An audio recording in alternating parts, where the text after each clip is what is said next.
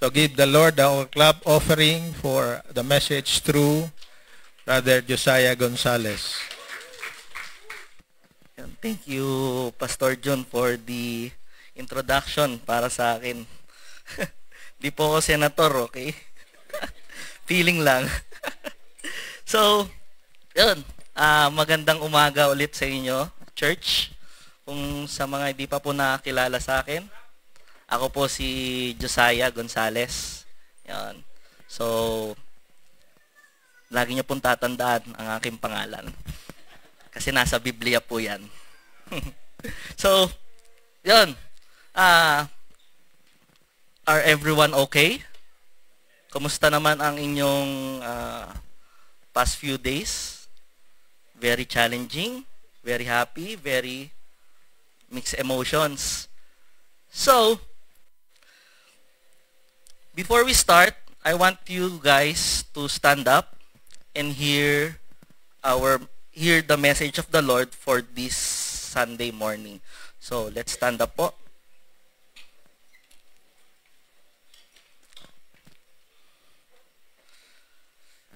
In Luke chapter 5 verses 12 to 26, it says, "While Jesus was in one of the towns, a man came along who was covered with leprosy.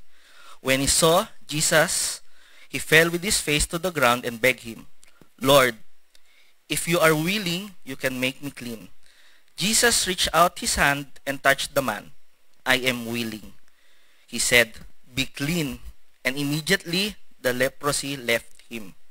Then Jesus ordered him, 'Don't tell anyone, but go show yourself to the priest and offer the sacrifice that Moses commanded for your cleansing as a testimony to them.' Yet the news about him spread all the more so that crowds of people came to hear him and to be healed of their sickness. But Jesus often withdrew to lonely places and prayed. Then one day, Jesus was teaching, and Pharisees and teachers of the law were sitting there. They had come from every village of Galilee and from Judea and Jerusalem. And the power of the Lord was with Jesus to heal the sick.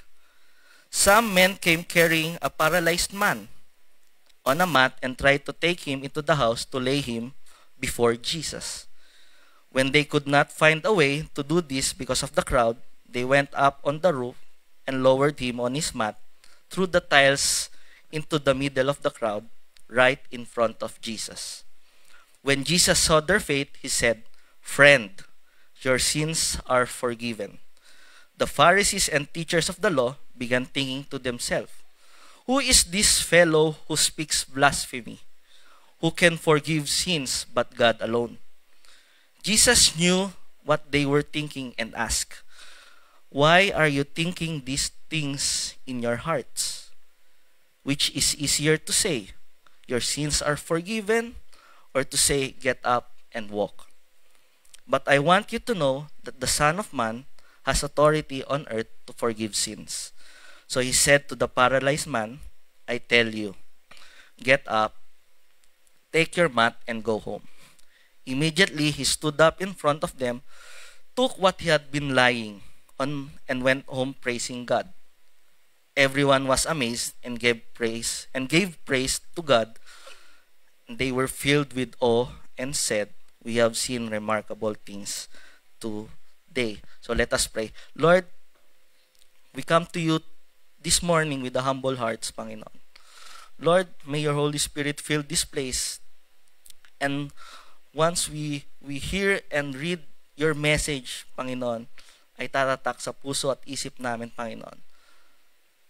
At magagawa din namin ang lahat ng narinig outside the church, Panginoon. Give us wisdom and knowledge throughout this morning. In Jesus' name we pray. Amen. Amen. So, you may take your seats na po. So, yun. Our topic for today, the Bible passage that was given, naka-assign, is Luke chapter 5 verses 12 to 26. So, we will talk about ang title ng message for today is From Me to We. So, some of you are familiar na sa We Are One, right? The pangalan dati ng natin ay We Are One. And we will tackle about that we need to be one so that people around us can see Jesus and you and know about Jesus.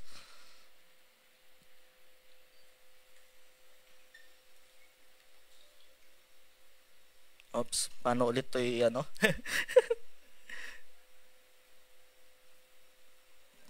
paano next to? Anyways, so, for our, di ko sip siya next.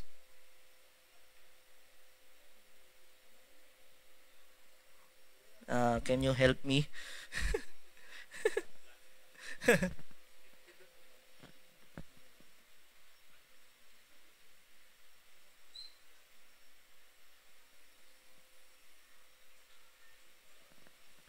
So, as we speak, so, we need to grow spiritually. We grow spiritually when we are connected relationally. Sino nag-agree doon? Wala. Ayoko na. Wala nag-agree. So, we grow spiritually when we are connected relationally. So, sabi sa John chapter 13 verses 34 to 35, it says, "A new command I give you, love one another as I have loved you. So you must love one another.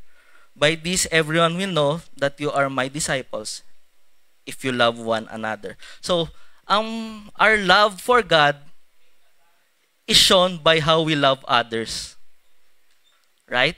Tingnan mo yung katabi mo. Mahal mo ba yan? Mahina. Mukhang hindi. Tingin sa kabila. Mahal mo ba yan? Ayun, opo, may narinig ako. So, if we want our love to be shown or to be visible, is that when we began to serve other people. So, we have to place others over ourselves. So, as a working sa government, yun lagi yung ini-implant sa amin na laging tandaan na we always serve people and we do not serve our own selves. Diba? Sabi, by the people, for the people, and yun. So, we need to place others for ourselves, over ourselves. Mahirap, pero kailangan. Because, if we stay centered on ourselves,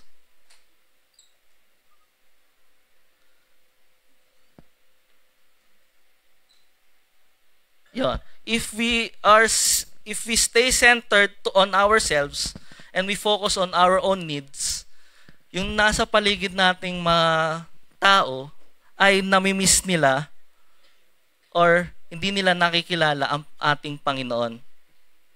And with that, maraming nawawala sa kanila because di natin na-share yung what God has,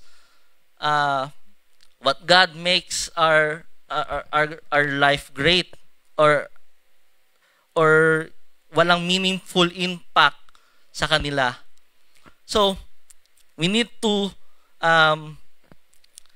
remember that the heart of the gospel centers around service.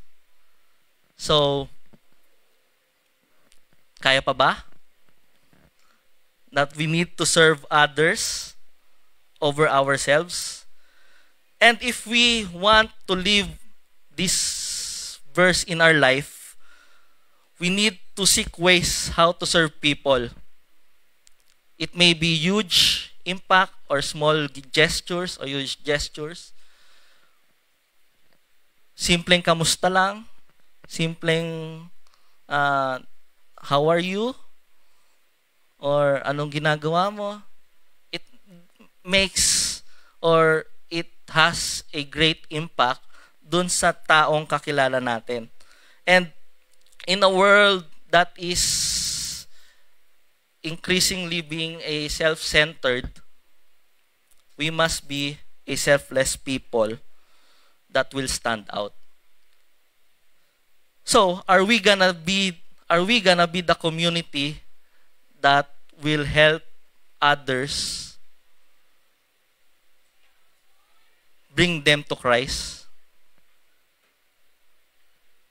Wala. Are we gonna be the community that will help others come to Christ? Yon. So, moving forward,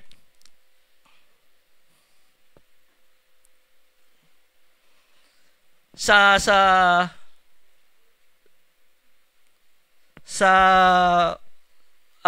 story ng leprosy is that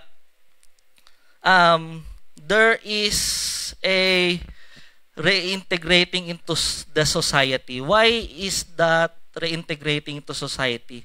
As we all know, yung leprosy nung unang panahon ay kinalalayuan. Hindi kinakausap, lahat, everything, para silang nasa prison. So, to the point na kahit yung mga nagtitinda, for example, ng fishball, may dumanang leprosy, wala nang bibiling tao doon. Ganon kalala ang pagiging or pagkakaroon ng leprosy. Kinadidirian ng tao in all aspects. So, yung leprosy na yon, nasa prison siya. And we need that person na may reintegrate into society o bumalik ulit siya sa society wherein tanggap siya, di siya kinadidirihan, walang discrimination, walang prejudice, tanggap siya buong buo. So, dito ay nag-request sa story natin na nag-request yung leper that because he knew Jesus was in one of the towns, kaya dali-dali siyang lumapit sa Panginoon, and he fell. When he saw Jesus, he fell with his face to the ground and begged him, "Lord, if you are willing, you can make me clean." So, he has this faith because he knows Jesus.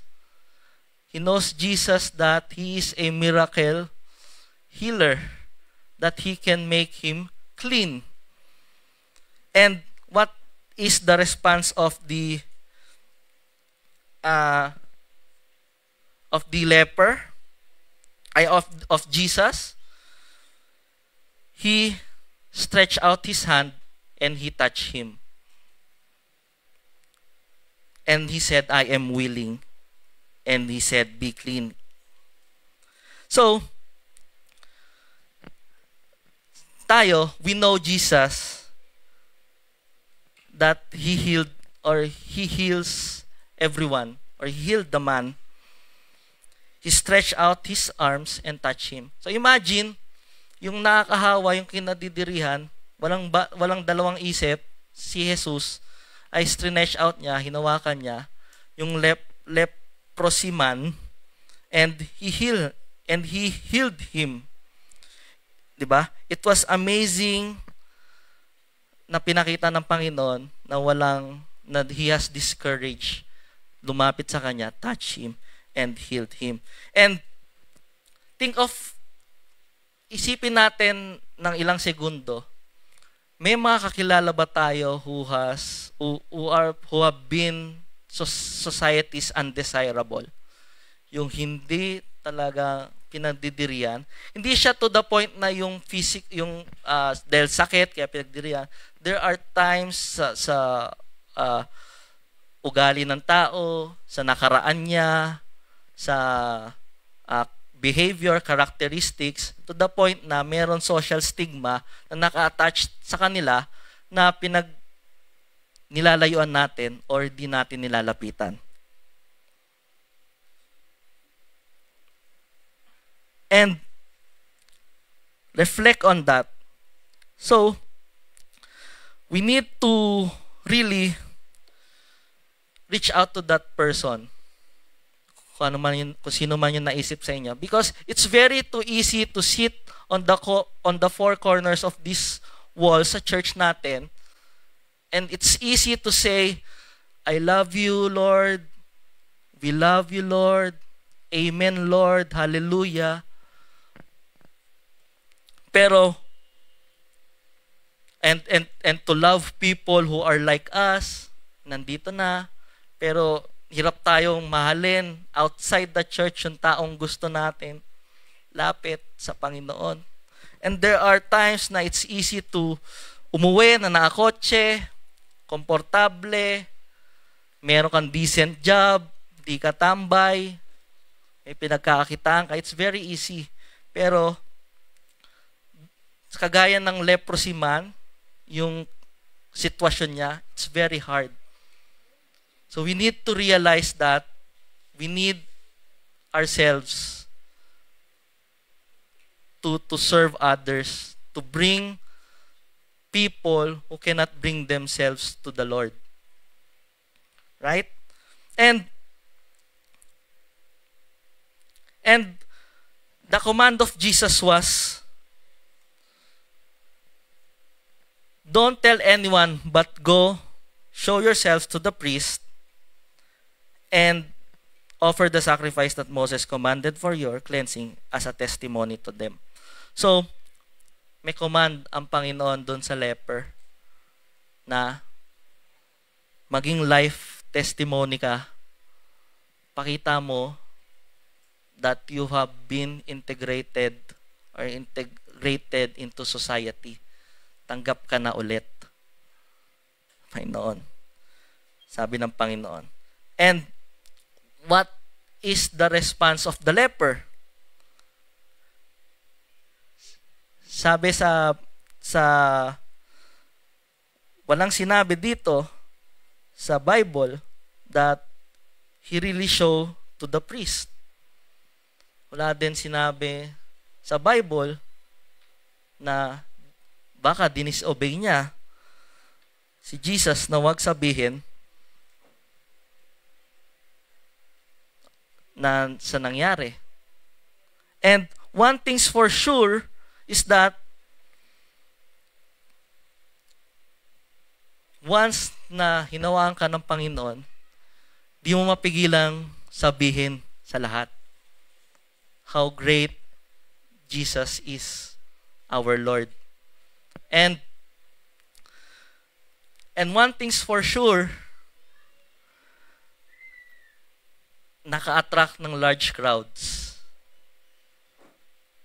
And that began to the next story na natin. And of all things, yung leprosy, the leper has been reintegrated sa society. He has been accepted fully, and he has been being a life testimony how Jesus works, how Jesus heals in our lives. So, meaning to say that we need Jesus in our lives.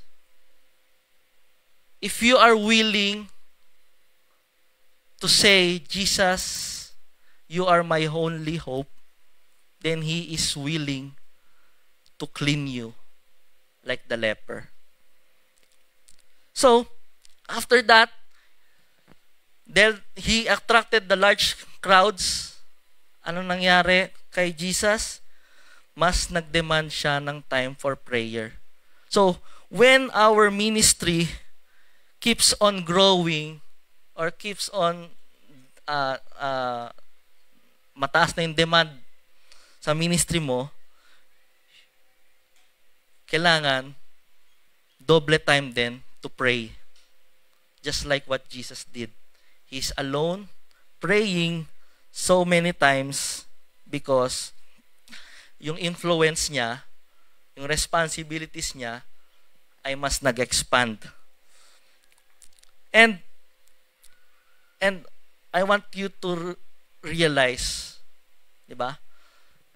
Yung the leper man sa tao, sa perspective ng tao, pag ginawakan mo, mahahawa ka. Pero vice versa nangyari. Hinawakan ni Jesus ang leper. Si Jesus di nahawa.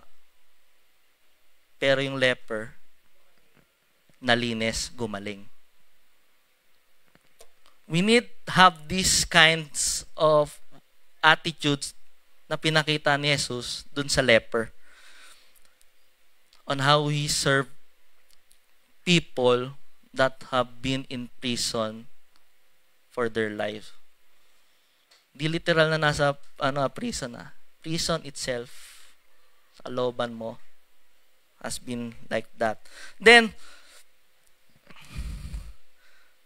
is that, the next story is about the paralyzed. Pero kaduktong din siya, and dito makikita natin is how to build a lasting relationship based on the story of the paralytic man.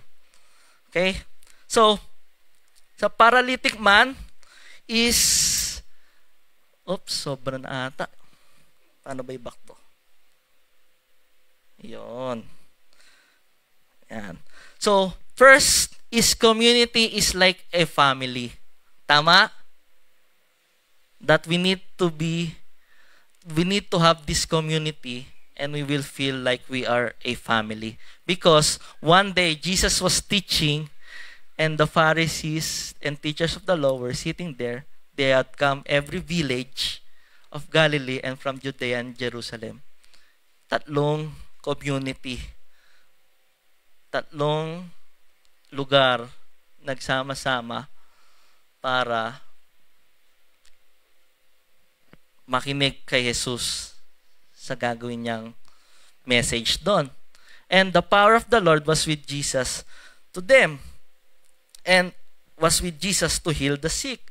So, we need to have this community like a family kasi there is a sense of accountability with each one of us.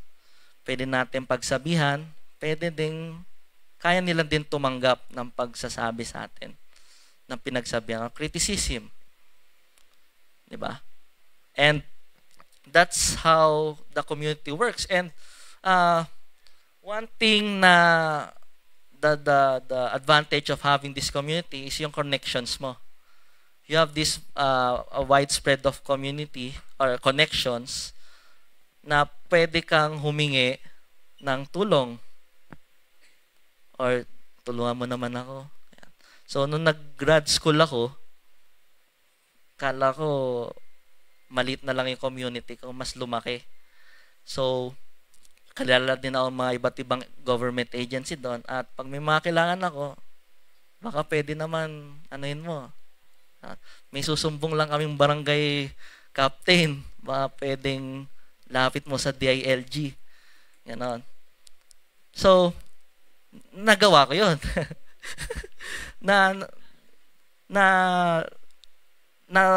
Nagagamit ko or may nakakausap akong ibang government to help me on my problems in case. Then, that's how community works. Diba? In a community, marami. May doktor, may bida-bida lang, may mayor, may kagawad, everything. May chismosa, may mga bata, and that's how the beauty of having a community. We help each other. nag-aaway din, pero at the end of the day, we love each other, as sabi dun sa kanina. Then, moving on, we care enough to get involved. So, sa paralytic man, there is syempre, paralyzed man, na nabalitaan niya or alam niya na nandyan si Jesus. So, nakikita niya yung mga tao, nakahiga siya, hindi siya makalakad. Nakita niya, tatakbuhan yung mga tao. Si Jesus nandyan. And siya, wala siyang magawa. And alam niya na may faith siya na si Jesus ay makakatulong sa kanya. And mga taong dumadaan, siguro sinasabi ng paralytic man, uy, dali mo ako doon. Pero walang pumapansin. Tuloy-tuloy lang ang agos ng tao. And when these men, walang sinabi kung ilan, pero napanood ko nung Sunday school ako, 4 sila sa video. So, we assume 4 sila. And imagine, uy, magkakaibigan, dali mo rin ako kay Jesus. Ano ginawa nung 4 na tao? Dahil yung men, he carried them. He carried him papunta doon kung nasaan si Jesus. So, these men have these men care for that paralytic man para dalhin sila sa Panginoon. So imagine yung 4 na yon, si Jethro, si John Ren, si Alex, si Kit. Sabay tinulungan yung paralytic man. Sige, si Jolo na lang, wag na si Alex. Si Jolo na lang. And these 4 men, or some men, they care enough to get involved, so they help the paralytic man to mapunta dun sa kung nasaan si Jesus. So,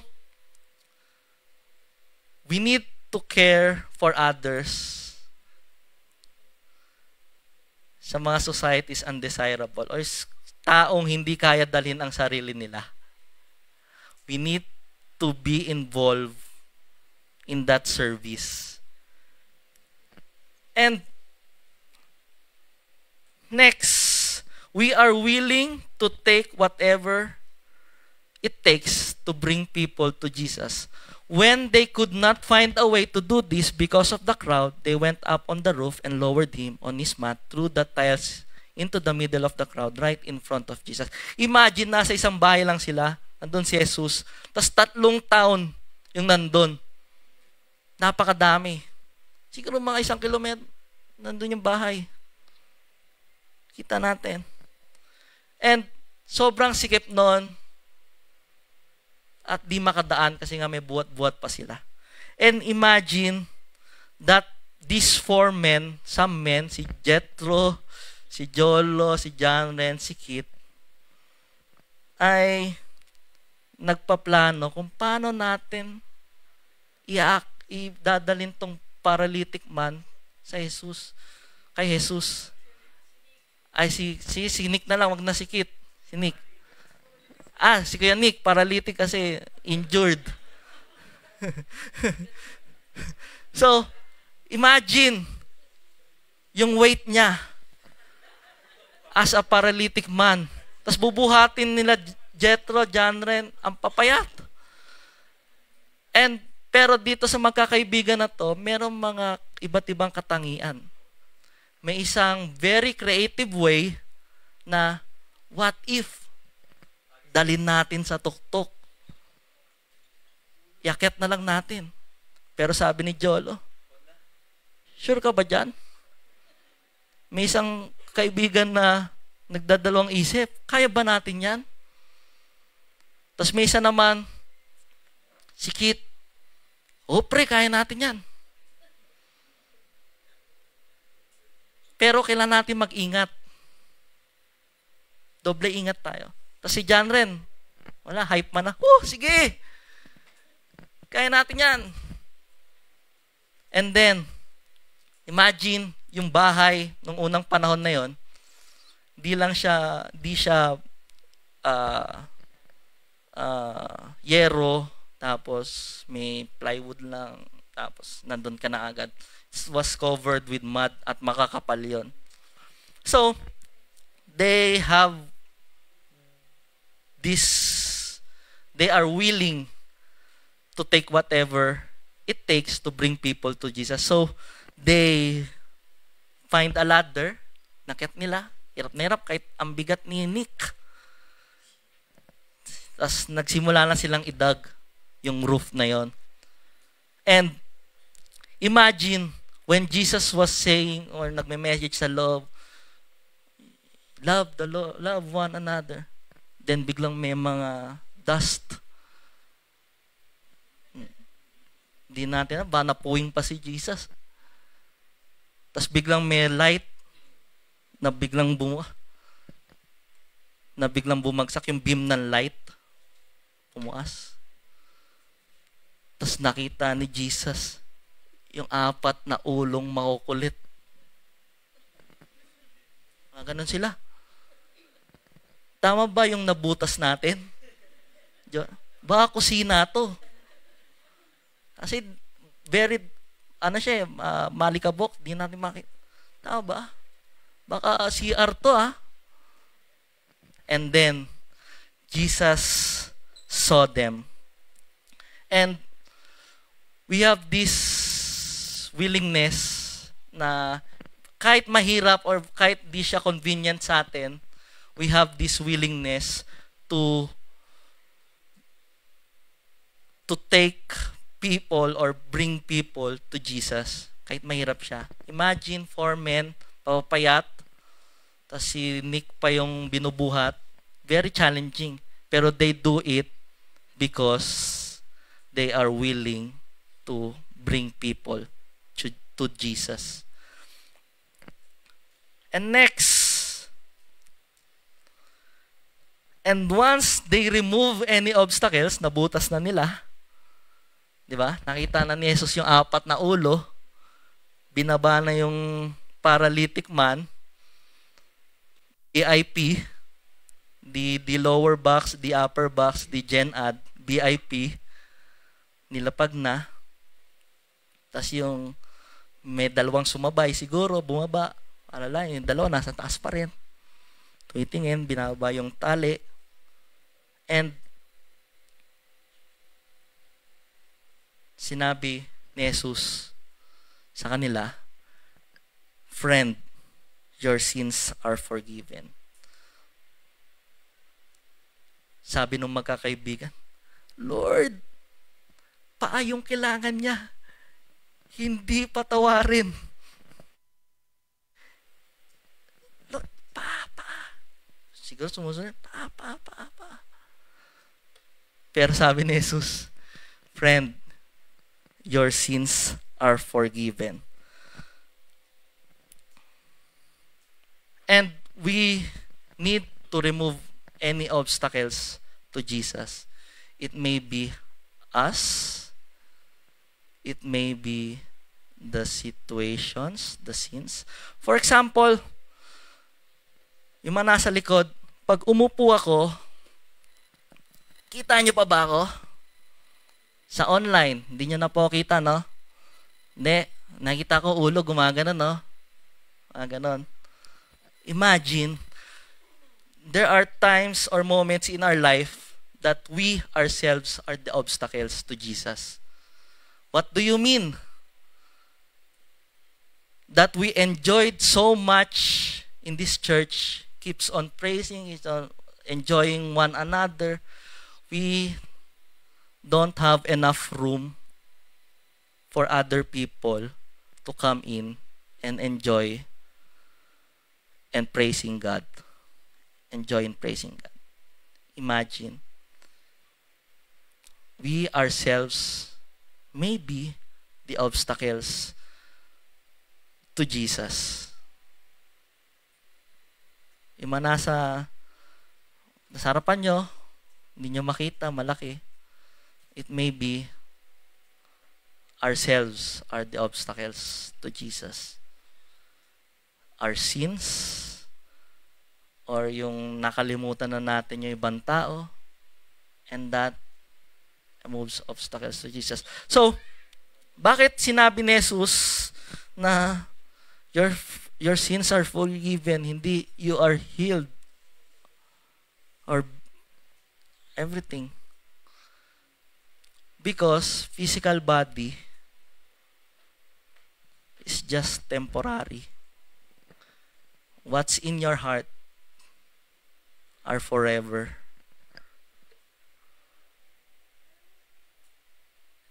And kailangan natin tanggalin lahat ng nasa puso natin na obstacles at iangat natin sa Panginoon. And the Pharisees and the teachers of the law began thinking to themselves, "Who is this fellow who speaks blasphemy? Who can forgive sins but God alone?" Jesus knew what they were thinking and asked, "Why are you asking these things in your hearts?" Which is easier to say, "Your sins are forgiven," or to say, "Get up and walk." So, there are times na nagiging Pharisees or teachers of the law tayo to the point na nakahinder na tayo sa mga taong na makakilala sa Panginoon o madadala natin sa Panginoon. And there are times in our hearts na where meron tayong mga katanungan na or nasa isip natin, why are you thinking these things in your hearts right now? So, sa inyo, tatanong ko, which is easier? Your sins are forgiven or get up and walk?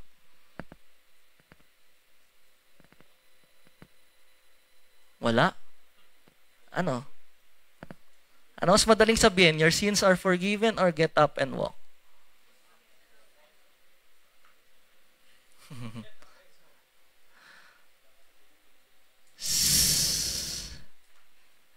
Ang kay Jesus, sa unang panahon, when you say, sabi dito, who can forgive sins but God alone? Ang Panginoon, ang Diyos lang ang kaya magpatawad. And si Jesus is a living man. Mga Pharisees, hindi nila inaano na ng Panginoon si Jesus. So, pinakita ni Jesus, kaya sinabi niya, your sins are forgiven. Saying that, He has this authority on earth to forgive sins. Kasi once na pinakita, get up and walk, naglakad, okay lang yan. Kaya na ng medicine yan, science. Pero yung sabihin, your friend, your sins are forgiven. Diyos ba to? He speaks blasphemy, sabi ng Pharisees and teachers of the law. And lastly, we have faith for life transformation. When Jesus saw their faith, but I want you to know that the Son of Man has authority on earth to forgive sins. So He said to the paralyzed man, I tell you, get up, take your mat, and go home. Immediately, he stood up in front of them, took what he had been lying, and went on praising God. Everyone was amazed and gave praise to God. They were filled with awe and said, we have seen remarkable things today. So, this paralytic man and the friends and the audience ay nakita ng remarkable things today. And for the paralytic man, his life was transformed because he has faith and he has meron siyang alam niya na si Jesus ay magpapagaling sa kanya and may reintegrate ulit sa society. And for the others na doon sa lugar na yon, has seen remarkable things also. That Jesus is the way, Jesus is the only hope in our life. And for our conclusion, our praise and worship are more meaningful if they produce a positive change in the life of others. And that is the meaning of me to we. It's easier and it's more meaningful if we practice or if we serve other people and have this meaningful impact in their lives of others. Our praise and worship dito, just like what I said, it's easier to say hallelujah, say I love you Lord, say amen. But it is very hard to help others, bring them to Christ. That's why we need service of others.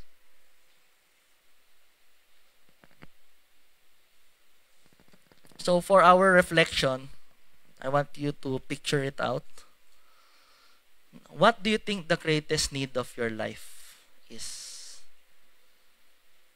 Or maybe there are in our life that have been like a paralyzed or a leper person, or meron kayong kakilala around you na hindi literal paralyzed or leper, or yung sitwasyon lang nila that have been or na-paralyze sila because of that situation, or na prejudice siya, na discriminate siya because of his situations around you.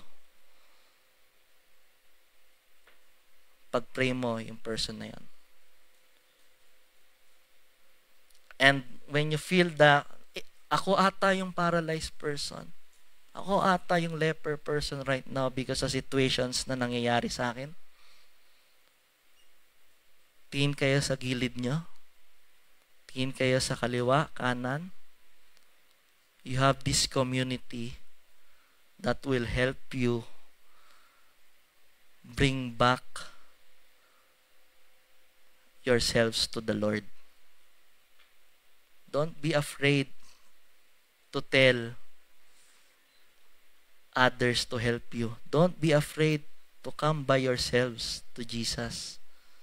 Because we know we have this faith in our life that we need Jesus. Jesus is our only hope in our life. So I want you to stand. And alam niyo yung kanta ng multo na sumisikat ngayon? Cup of Joe, COJ. Diba? Yung meaning ng song na yon is that may multo sa kanila. Na hindi sila maka-move on, hindi sila maka-move forward, hindi sila makagalaw or makaabot ng greater things in their life. Alam niyo yung multo, no? Yung sikat na sikat sa Spotify na yun yung meaning ng multo. And when I'm scrolling, kasi mahilig ako magbabad sa TikTok scrolling, biglang lumabas. Otlum naman. Pero yung lyrics niya, healed version.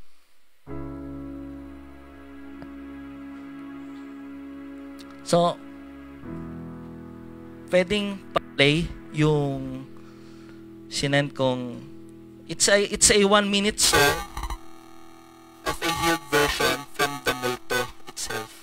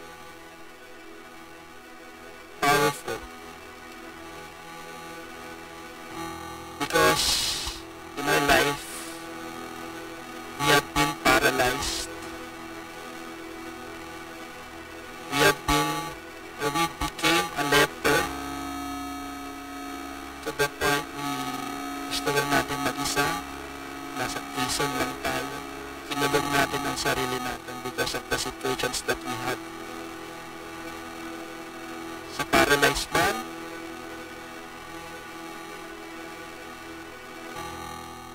na paralyzed tayo sa sitwasyon na to. Hindi tayo makagalaw, hindi tayo makalakad, hindi natin maiahon ang sarili natin.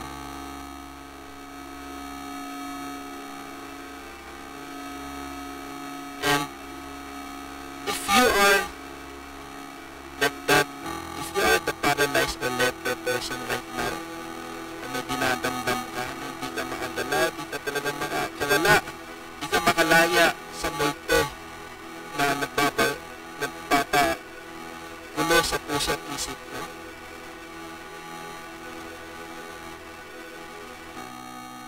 You can say, you pray.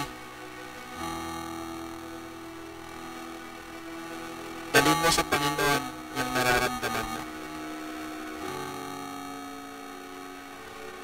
Di ko alam kung anong sitwasyon mo, ikaw lang nakakaalam nun. So it's best when you pray by yourselves.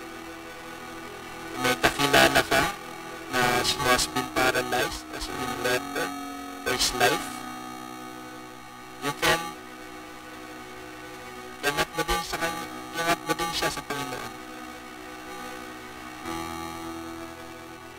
And if you are like the four friends or some men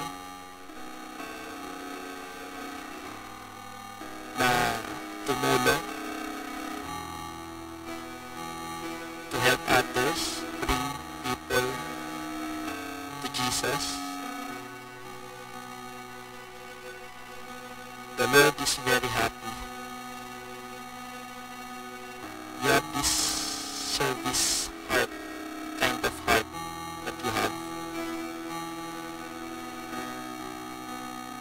And as a community, I want you to pray sa katabi mo. Pray for one another.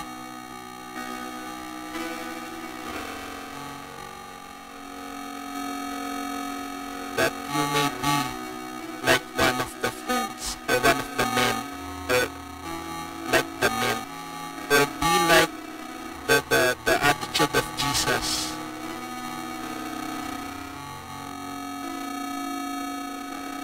And we need to work together as a community.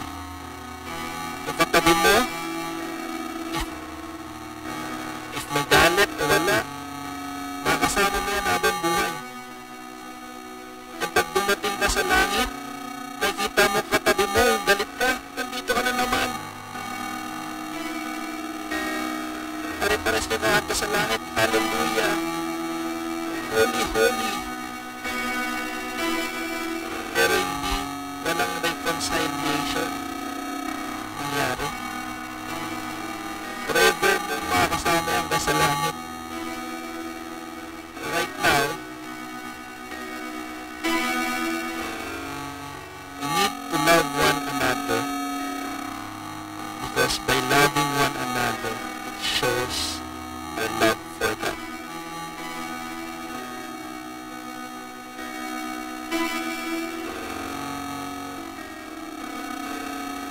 It may be hard due to the pride ego. Tabi na natin yan. Hindi nakakatulong yan. Totoo lang. Malalaki na tayo. Alam naman natin kung ano ang tama at ang mali.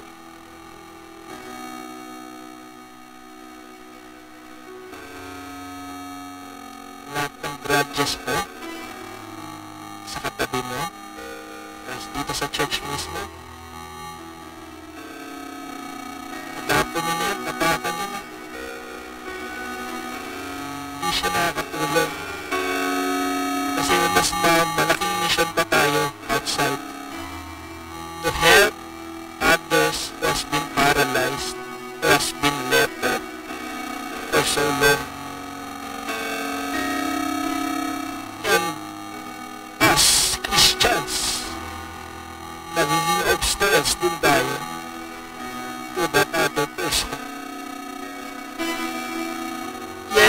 Kaya nandito tayo nagsasaya. Pero we always forget to leave a room for others outside na gusto natin dalhin sila dito at makilala ang Panginoon.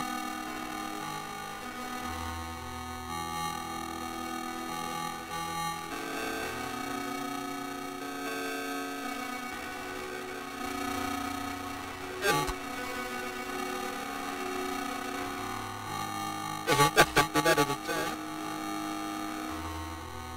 pag binitaw mo lahat yun, sabi, mas hindi lang ilaw. Kaya ka na puso at isip. Kapag dinala na lahat sa Panginoon, problema na.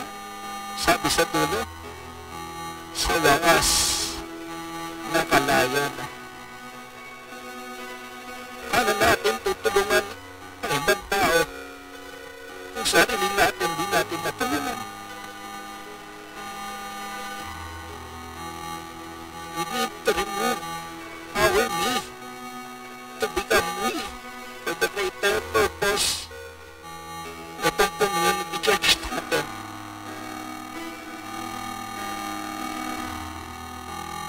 Just reflect on that.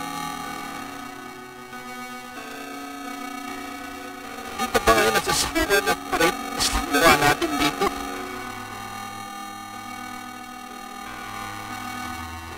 Ayaw ko, ikaw na naman. Diba mas masaya pag bago nakakilala sa Panginoon? Kung tayo masaya, mas masaya ang Panginoon. For me,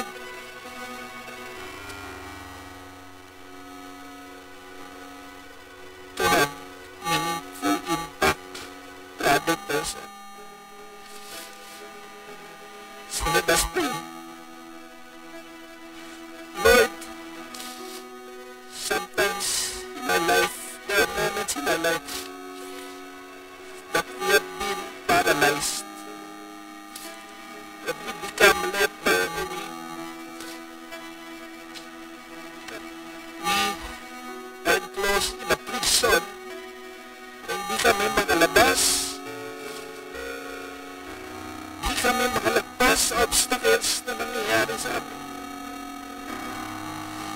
Hindi namin mailakad sarili namin because we have been paralyzed because of the situations, because of the sins na nasa puso namin na hindi tayo matandaan.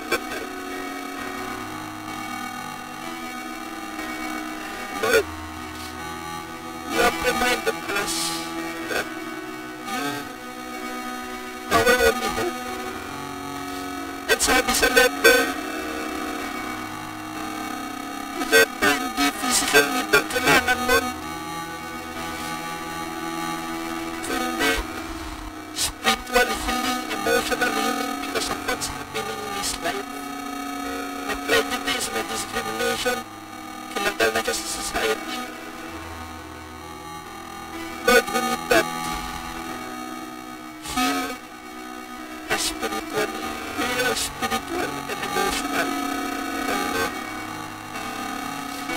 So that matulungan namin ang iba na hindi pa nakakilala sa iyo. Lord, you heal me and you have been re-mobilized us with your word for today.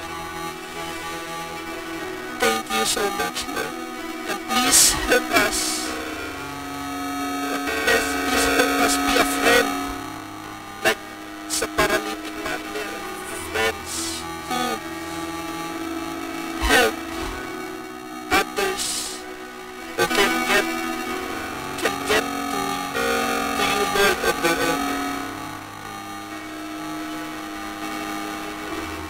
May be reminded us forever in our lives. Remove everything that hinders